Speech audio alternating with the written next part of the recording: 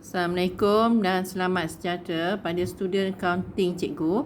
Hari ini kita sambung lagi pembubaran iaitu perkaunan untuk perkongsian, di mana hari ini kita akan belajar pula sambungan pembubaran iaitu latihan nombor 3 muka surat 59. Jadi semua pelajar telah cikgu bekalkan modul minta buka muka surat 59 sebelum memulakan latihan ini. Baik, sebelum kita mulakan latihan,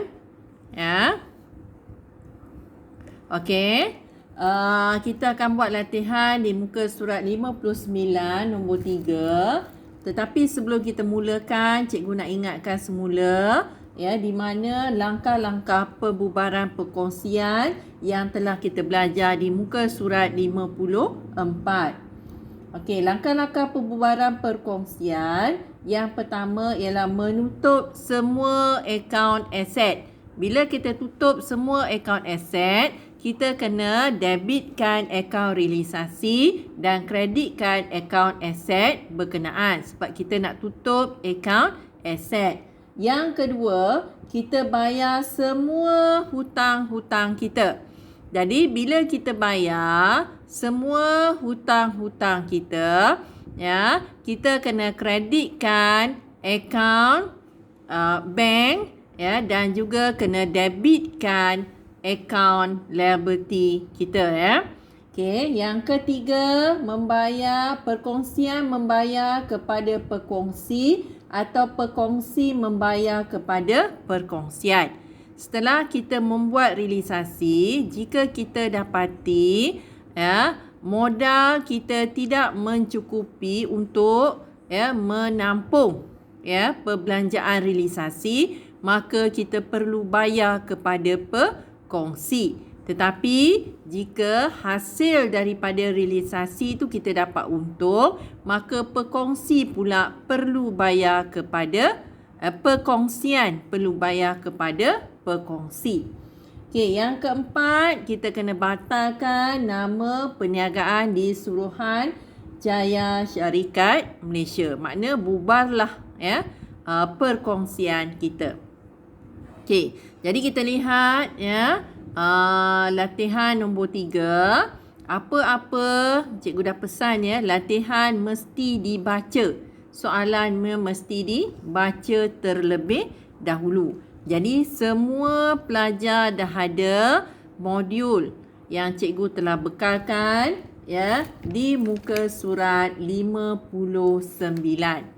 Okey, baik, tapi cikgu bacakan lagi sekali lah Jia dan Sheng telah menjalankan perkongsian selama 10 tahun di Subang Jaya. Mereka berkongsi untung dan rugi dengan nisbah 2:3.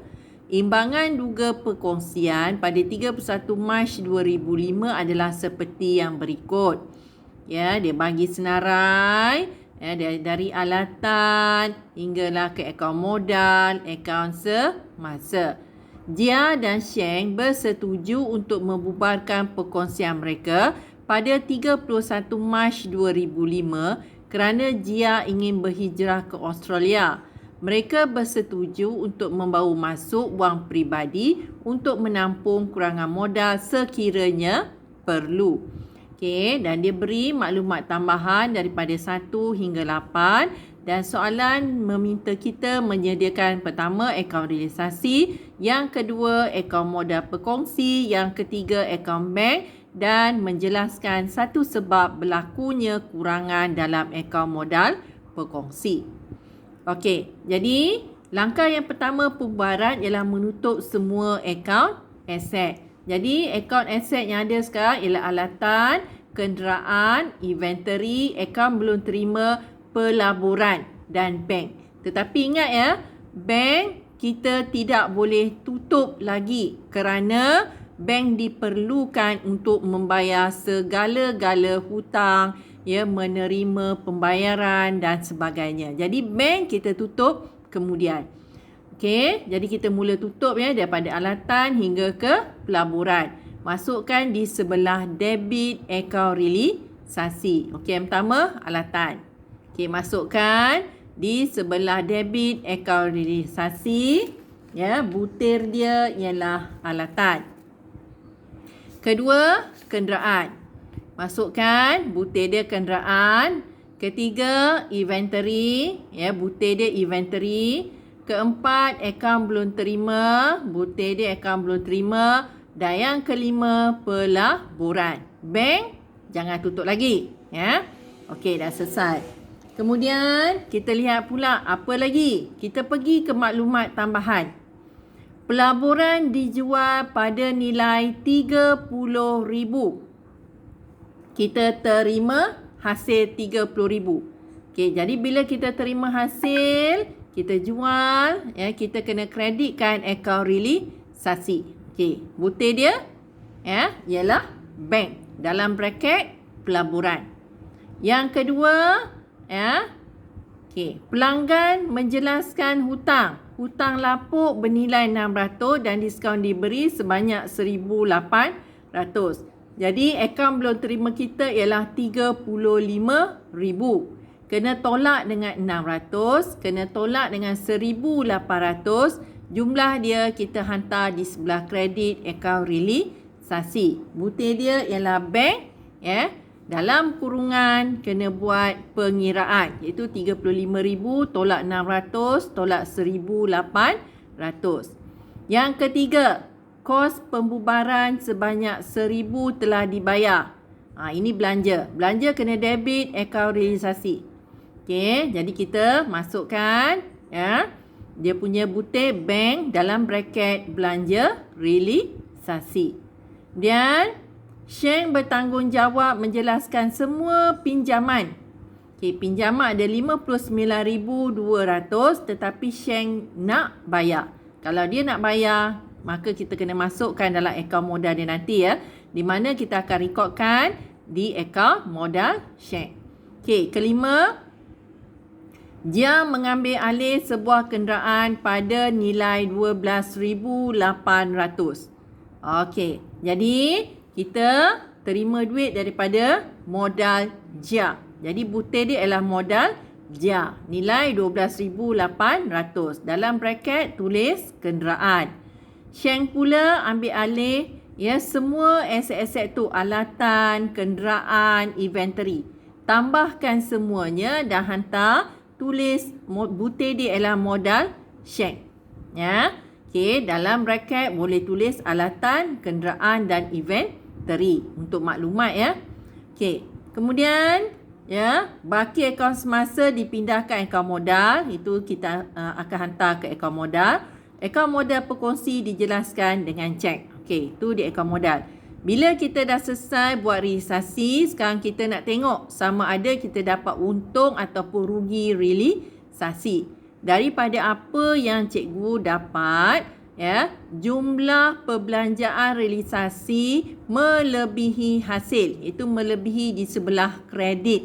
Okey, jadi sebelah debit realisasi jumlah dia RM178,200. Jadi oleh sebab itu kita mengalami, ya, kerugian realisasi. Jadi rugi realisasi ialah 178, kita tolak dengan, ya, pelaburan, ya, kita hutang yang kita terima. Kemudian kita tolak Jia mengambil alih dan juga Sheng mengambil alih. Tolak semua, baki yang tinggal itu adalah rugi realisasi yang perlu kita darabkan dengan modal Jia 2/5 dan modal Sheng 3/5.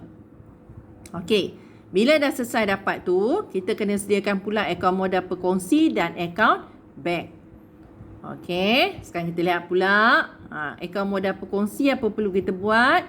Pertama sekali, kita masukkan baki akaun modal Jia dan Sheng. So-nya, kita masuk akaun semasa Jia, dia di sebelah debit, dan akaun semasa Sheng di sebelah kredit. So-nya, kita masukkan Jia mengambil alih yang tadi, ya, dia ambil alih kenderaan RM12,800, ya, butir dia ialah realisasi. Okey, dan Sheng ialah kita tambah semua tadi, RM6,000, RM20,000 dan RM16,000. Okey. Dan apa kita masukkan lagi?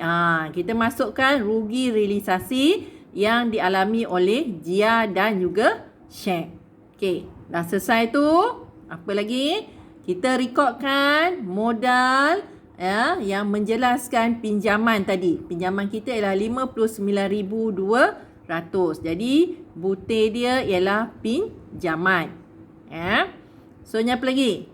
So-nya bila dah selesai tu kita perlu buat pengimbangan, iaitu kalau cikgu lihat di sini dua-dua modal perkongsi ni Jia dan Sheng di sebelah kredit dia lebih.